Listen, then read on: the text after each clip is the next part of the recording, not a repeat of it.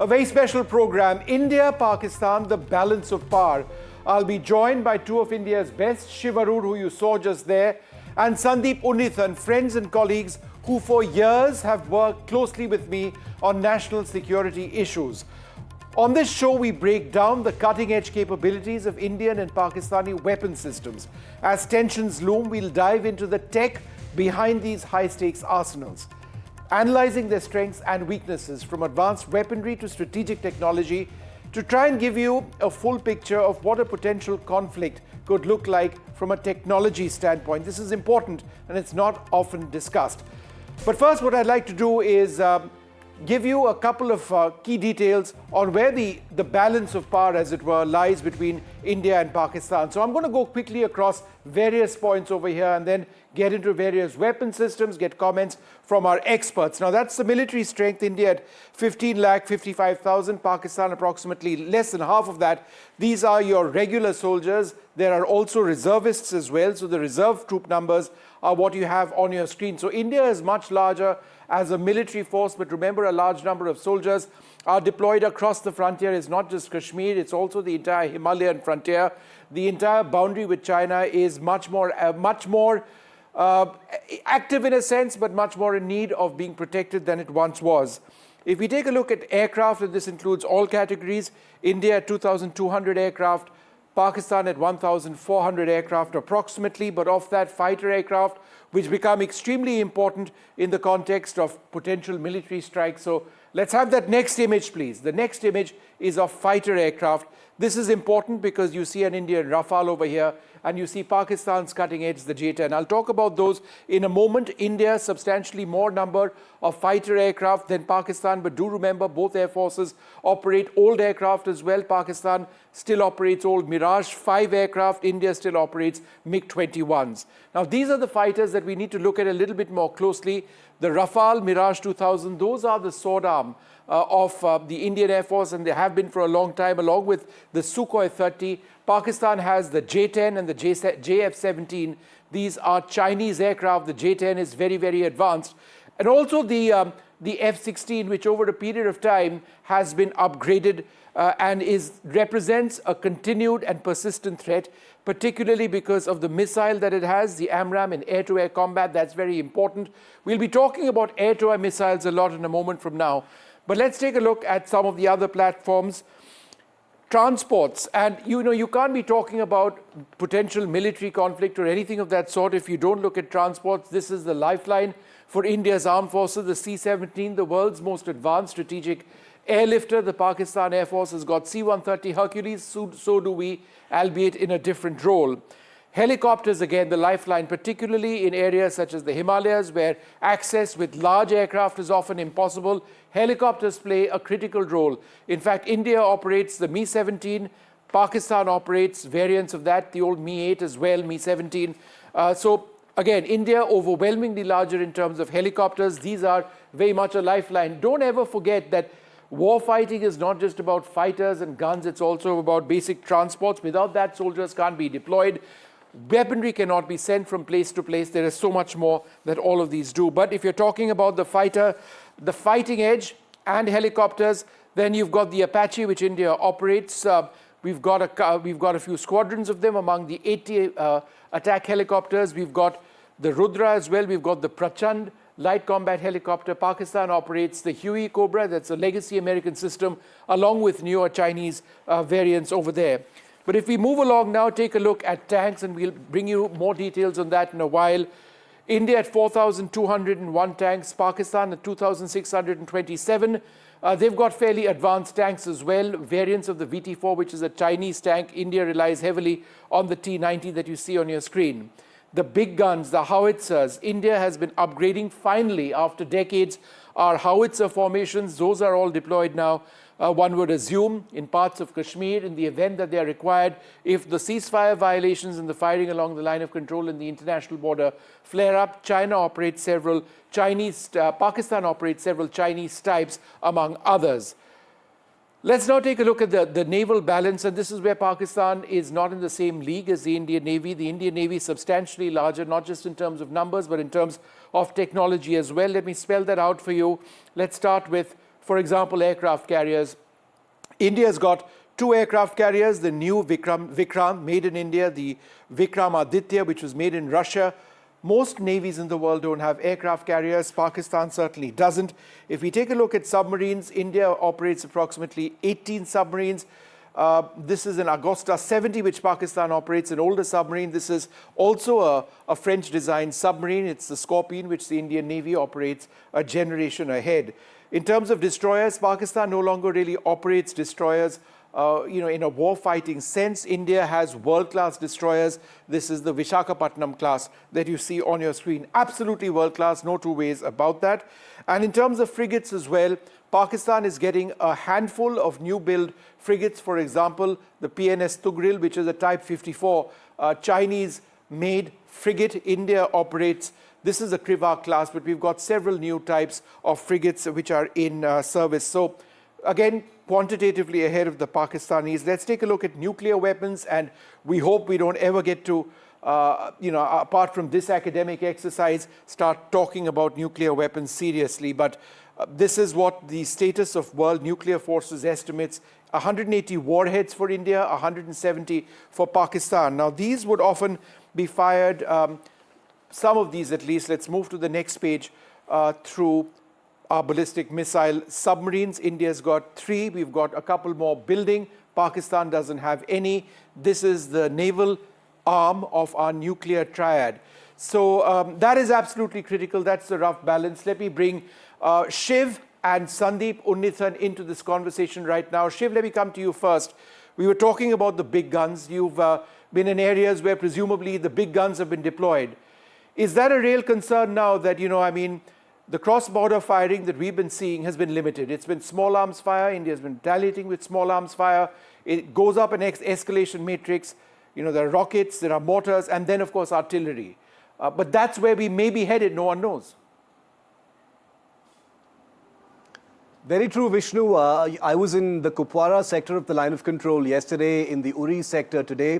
In Kupwara yesterday, we did learn that the Pakistan Army has rolled its recently delivered SH-15 155 millimeter self-propelled guns supplied by China to places very close to the line of control.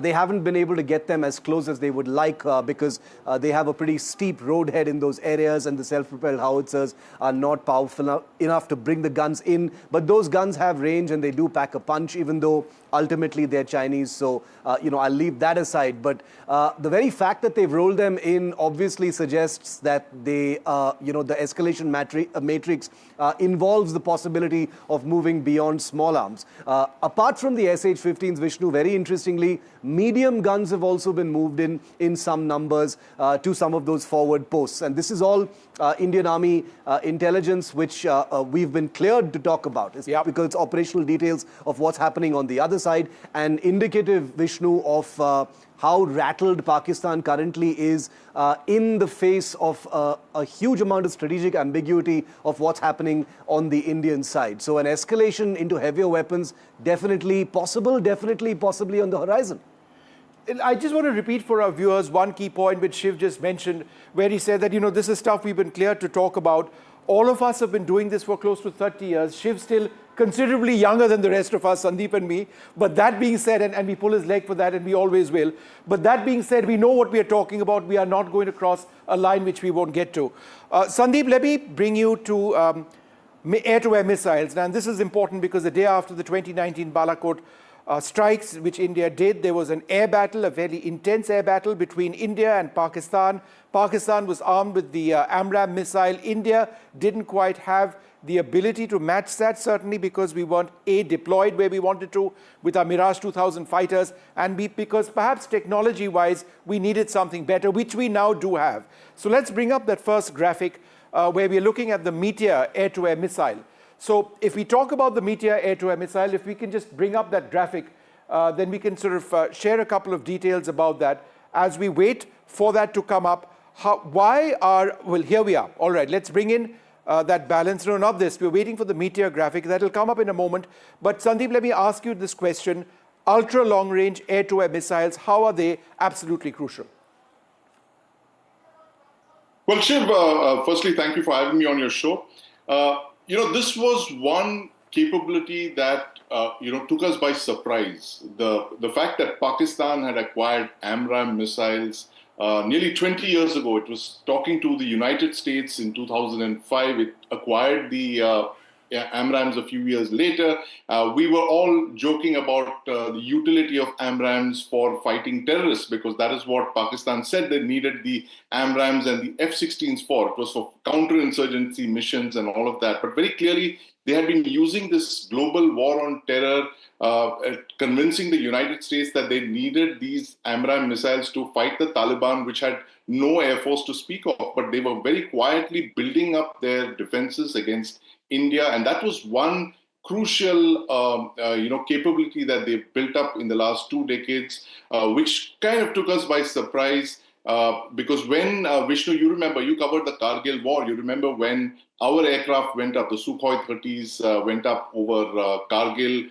They started locking on to PAF, fighter aircraft. The Pakistani Air Force realized they had nothing to counter those long-range radars and aircraft, which is why they went about very quietly building up their, long-range missile arsenal, and that's where the AMRAAM missile comes back in Kargil, right? Our MiG-29s and Mirages had locked on at that stage. I'm not too sure we had too many of those Sukhois at that stage. Yes, and this is the capability that the Pakistanis then built up quickly, and we saw what happened in 2019, and that is possibly one reason why the IAF quickly, stepped up its acquisition of the Rafale and the Meteor. And okay, Sandy, hold that thought for a second. I've got that graphic up with us. I want to talk through some of the technology since that's our focus. This is the Meteor missile. This is a photograph of a Rafale firing the Meteor missile. It's got a range of more than 200 kilometers. Pakistan fires an extremely capable missile now on the JF-10s and JF-17s, like you see here. That's called the PL-15 missile. It has a range of up to 300 kilometers. But there are some important things that we need to look at in terms of the technology of both missiles. The Meteor has what is called a larger no-escape zone. That extends to approximately 60 kilometers. That means if the missile gets within 60 kilometers of its target, the chances of that target actually escaping are fairly non-existent. The PL-15, which Pakistan operates, is not believed to have that same no-escape zone, as it were. The Rafale firing the Meteor missile would fly at a speed of Mach 3.5. The PL-15 could touch Mach 5, but it will not sustain that speed right till it hits its target. So it loses a great deal of velocity in its terminal phase, whereas this retains Mach 3.5 throughout. So Sandeep, let me come to you on this. In terms of technology, these are, in a sense, different ways of approaching that technology, very capable both systems. Do you believe the Meteor has the edge? Absolutely, Vishnu. There's no doubt that the Meteor is one of the deadliest air-to-air missiles anywhere in the world, possibly outclassed only by, in the league of the AMRAAM, if not even better than that. And the Chinese missile that you're mentioning, this PL-15, it's an untested commodity, Vishnu. We've not seen it in action. There's been a lot of talk around it, like a lot of Chinese systems, new systems, which are largely untested. So I'm sure the Chinese would be looking at their deliveries of the PL-15 to the Pakistanis with a lot of care, and because this would actually determine the exports of the PL-15. And that's another aspect of this India-Pakistan standoff, Vishnu. We are looking at a lot of, we operate French and Russian systems. Pakistan has gone over to almost entirely a Chinese origin arsenal. Almost all of their new technology, like the PL-15s and the fighter 4.5 generation fighter aircraft, they're all of Chinese origins, including the battle tanks that we're seeing right now. So this is going to be a very interesting standoff to look out for, Vishnu. And certainly, you're looking at very, very capable Western origin and Western and Russian origin platforms and missiles up against Pakistan's Chinese origin arsenal. Let's talk a little bit about tanks at this stage. I'd like to bring Shiv in on this. The newest and possibly the most capable tank that the Pakistanis have is the Haider, that's what they call it. It's co-manufactured, it's a variant of the Chinese VT4. It's got a 125mm smoothbore gun. India's mainstay is the T90, also got a 125mm smoothbore. Both of these have auto loaders. Both of these tanks are extremely capable. In terms of weaponry, they fire APF SDS rounds, that is armor-piercing, fin-stabilized, discarding sabot, is what I believe APF SDS stands for. High explosive anti-tank rounds as well, guided missiles, both of them. So in a sense, evenly matched up in terms of specs. Protection is very important. The Chinese tank, the Pakistani tank, has explosive reactive armor and composite armor. India has explosive reactive armor also put on its, on the hull of the T90 tank. Remember, the T90 tank is now battle-proven. It's been used extensively with mixed results in the Russia-Ukraine war, it needs to be said. It's got a 1,000 horsepower diesel engine, a range of 550 kilometers. It outranges the Chinese tank a little bit, but the Chinese tank has got a greater power-to-weight ratio, but we are upgrading that tank. Shiv, let's talk a little bit about tanks. We don't hopefully get into a situation where tanks are involved, but I think it's fair to say that there is a good chance that both sides would be looking at their defenses. If we talk about tanks, this is an area where India and Pakistan are near peers, some would suggest, right?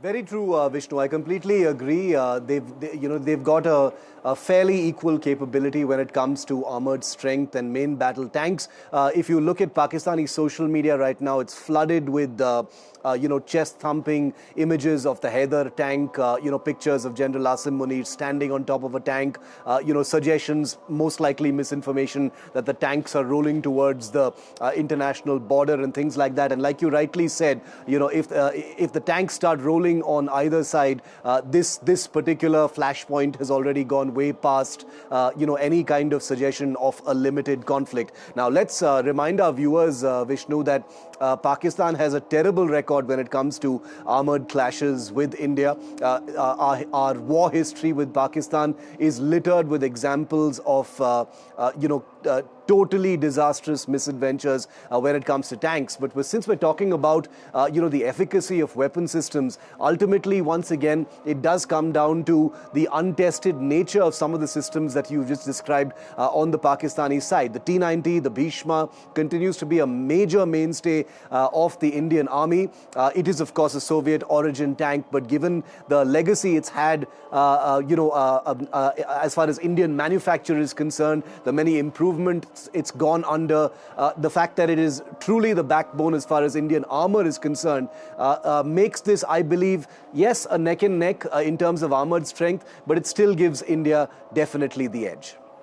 We've also got this very interesting video, and let's stick to that video for a moment. We've got the Smirch, I beg your pardon, the Pinaka, which we just saw for a moment over there. The footage is changing, but that's also an important part of our artillery forces. I'd like to change right now, bring Sandeep in for the naval comparison. Now, Shiv, Sandeep, and I could go on non-stop for, I guess, the next 2 to 3 days looking at every single weapon system. Unfortunately, we don't have the time. But what you do see on your screen right now is one of the most formidable Indian platforms. That was the INS Nilgiri, brand new ship. But let's take a look at Pakistan's frontline Tugril-class frigate, which is a variant of the Chinese Type 54, and India's Nilgiri-class frigate. Brand new, just a couple of months old. It fires 8 BrahMos anti-ship cruise missiles. Variants of that missile can hit ground targets as well. It travels at Mach 2.8 to Mach 3, so exceptionally fast. In its final phase, it gets into very sharp maneuvers, 12G maneuvers, which make the possibility of intercept, some would suggest, almost impossible. It's got 32 Barak 8 surface-to-air missiles. Those fly out up to a range of close to 100-odd kilometers. It's got a 76mm gun. It's got torpedoes. The Chinese ship is capable. They fire 4 CM-302 missiles. Those are also supersonic missiles, but some would suggest not quite in the class of the BrahMos, which is a larger missile, a larger warhead, and has been far more tested. It's got 32 surface-to-air missiles as well, so it matches the number of missiles that the Nilgiri has. However, no one really knows about the capability of Chinese surface-to-air missiles. Are they reliable? just don't know. They've not been tested in war per se. It's got a 76mm gun and torpedoes. Let's bring in a few more characteristics of this. And this is something which Sandeep would love to talk about, and he will. The primary sensor of the Nilgiri class is a radar system called the MF Star. This is the MF Star right here on top of the ship. And it is an Israeli designed system. It tracks targets by air primarily out to very significant ranges and helps provide an early warning glance of targets in the air, whether it's incoming cruise missiles, anti-ship missiles, or aircraft, or anything else. It's got a secondary radar as well, an Indra radar. It's a Spanish radar. It's being made now in India as well. So it's got that excellent secondary surveillance capability as well. There are other fire control radars also involved. So this is extremely capable in terms of the equipment fit and the sensor fit. India's warships, our new build destroyers and frigates, have a sensor fit, some would argue, almost second to none. Yes, the Americans have different systems, but these are absolutely world-class, and therefore the guidance which our missiles receive, the ability to target, is superb. Let's move on now to the next point, if we have any others on this. The Nilgiri has a range of about 6,600 nautical miles. The Chinese Type 54, the Tugril, outranges the Nilgiri. That's a very impressive capability to be out at sea. It's pretty much the same speed, but India believes in having space for 2 helicopters.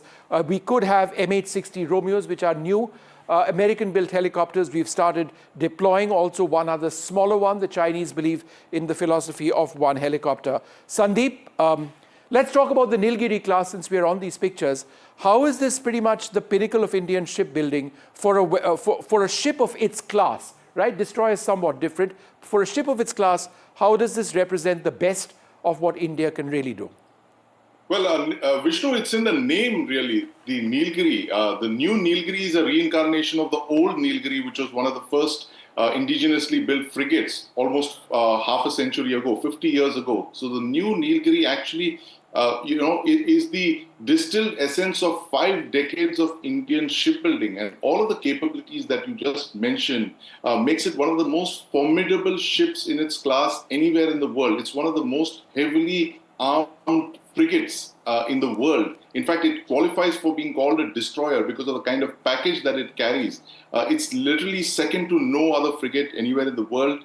The BrahMos missiles itself, that formidable array of BrahMos missiles that it carries with a range of over 500 kilometers. I mean, that is a phenomenal power-packed ship that you're looking at. And this is literally a ship that can knock out anything in the water. So there is no real comparison to it. It's like putting a super heavyweight boxer against a medium flyweight or a light flyweight, which is what I think the Chinese frigate that you put over there represents. That's a ship that's not been tested. It's not seen combat. It's untested. It's one of those sausages that China keeps rolling out of its shipyards. But the Nilgiri is, like I mentioned, Vishnu, the fact that it is the distilled essence of so many decades of Indian shipbuilding competence in welding together all of those sensors, the Israeli MF Star surface search radar, fire control radar, the guns, the missiles, the torpedoes. It is a formidable ship, and these ships are actually built, they're designed to be at the center of carrier battle groups. They're designed to provide the carriers, the Vikrant and the Vikramaditya, with their screens. They are designed to escort these carriers while they go into battle, and that's exactly what the Nilgiri that you see on screen now does. It's a formidable ship, and it's going to be it is the forerunner of an entirely new class of frigates, Vishnu. Shiv, last word to you. I think this conversation on the Navy is important because, as you know, Pakistan has really been testing their missiles, their guns. They've been just off the coast of Gujarat, off the coast of Karachi. I have never seen war games being done by the Pakistanis in such close proximity to Indian naval forces. We are holding our own exercises, and many of them. That, in a sense, really represents the level of tension between the two countries, right? It represents the level of tension between the two countries, and it represents Pakistan sort of looking in all directions for where that next big Indian move is going to come from. And, the Indian Navy certainly hasn't helped Pakistan's sense of anxiety. They popped off a bunch of BrahMoses from their destroyers last week from the Arabian Sea. This week, the northern part of the Arabian Sea is on the boil, as you just referred to, because you've got firepower drills taking place, barely 80 kilometers from each other off the coast of Gujarat. You've had the Pakistanis practically spamming, a flood of, notices to mariners, notifications to airmen about, restrictions at sea, restrictions in the air, revealing many of those vulnerabilities and vital assets along Pakistan's coast. So the naval aspect, while I'm here in Srinagar visiting the line of control, the land aspect of it, of course, is front and center. Sandeep spoke very well, and you did too, about the air power aspect, but the naval aspect is something that's getting very little attention despite all of these things that we're seeing happen in the northern Arabian Sea. And I think there must be a greater deal of focus on that, because naval power being applied there is really something that Pakistan is very, very nervous about. All right, Shiv, Sandeep, thank you for joining us and doing this program. It's important to actually look at this entire crisis from a technology standpoint. Thank you both very much for being with us, Shiv. Stay safe. Well, it's not just Indian airlines traveling west which are having to fly longer and incur more costs because of the overflight ban over Pakistan. Leading Western carriers are now voluntarily avoiding Pakistani airspace, even though they do not face such a ban. At the end of the day, Pakistan's Aerospace Authority stands to lose millions of dollars every month for overflight fees that it charges all airlines using its airspace. So let me just explain, and let's bring up these maps. Now, this is very important, and I'm going to explain. Look at the route flown over here. This is a flight from Warsaw to New Delhi. This is a flight from Germany to New Delhi. And as you can see, they're avoiding Pakistani airspace completely. And even in the case of this flight, they're avoiding Pakistani airspace. So the point over here is that for the last 2 days, Lufthansa, British Airways, Swiss Air France, ITA of Italy, and LOT of Poland are some of the leading European carriers that are voluntarily avoiding Pakistani airspace because of the tensions between India and Pakistan. That means that flights between Europe and India are on an average about 1 hour longer. In fact, a little bit more than that. Ultimately, airlines may pass on the cost of more fuel to passengers, though it's unclear when that will take place. Now, according to the Center for Asia-Pacific Aviation, Indian Airlines may end up spending between $60 to $80 million in extra fuel and other costs for the longer routes that they now need to take on. That's in a month. If this goes on longer, then Indian Airlines would be incurring a large amount. That's Air India, Indigo, other Indian carriers. Significantly, Pakistan's Civil Aviation Authority will end up losing hundreds of millions annually on overflight charges on an annual basis if they don't allow airlines to fly overhead, or if carriers say that we don't want to fly over Pakistani airspace. Pakistan loses massively. In fact, Pakistan's Civil Aviation Authority, after 2019, what took place is that the Pak Authority lost at least 100 million over a period of 5 months when there was an airspace ban for airlines. There are many more aircraft now. The possibility of making more money is there for them if they choose to accept it. But Indian Airlines will also be suffering. But as I mentioned, key international operators who choose to avoid Pak airspace will not be paying Pakistan either for use of their airspace. For Pakistan, the tensions with India from an aviation standpoint are a lose-lose situation.